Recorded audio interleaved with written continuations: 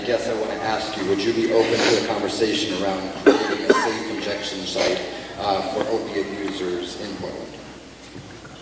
I would. I visited them in Vancouver, BC, and I actually think that they're a very good community model as an intake place for people to receive the services that they need while they're using.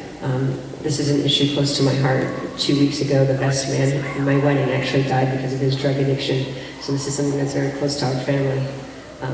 Again, you watch people struggle and you realize that what they're struggling from is need. And so I think when people are using, we need to make sure that they're getting their needs met no matter what, because they're part of our city and part of our society for sure. So I support that 100%, Israel.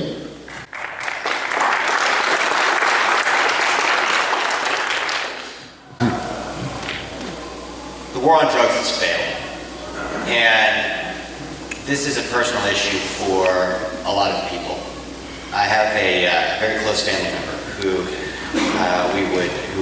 was on the streets, who would sometimes sleep in our house, and who was self-medicating with heroin to cover up for the fact that she was discriminated against for her gender identity. It's a complex issue.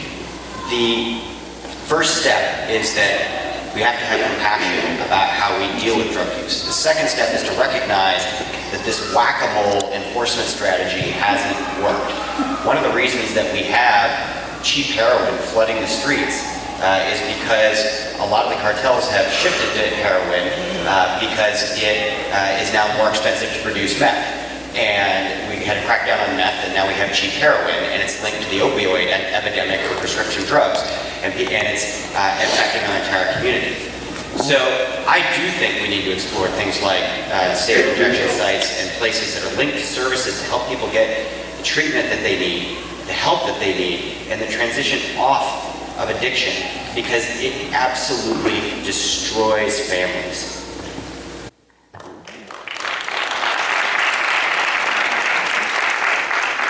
I would absolutely look at it.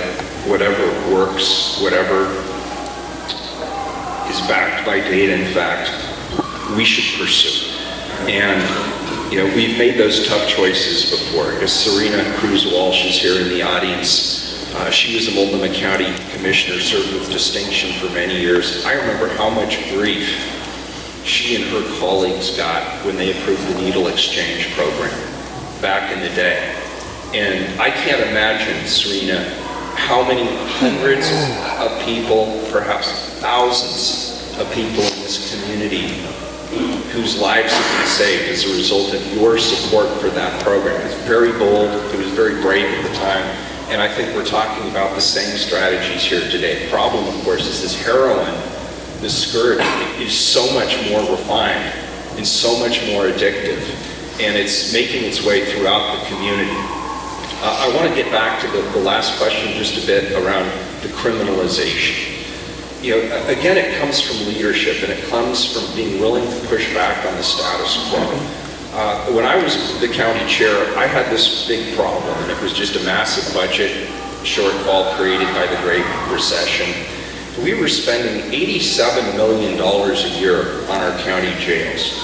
And as Jules pointed out, one great sad fact was it was the largest provider of mental health services in Multnomah County. I mean, if you really wanted good mental health services, you had to commit a crime. And that's nuts, right? It's nuts. But on the other hand, we were criminalizing so many activities that actually could be better dealt with in the community.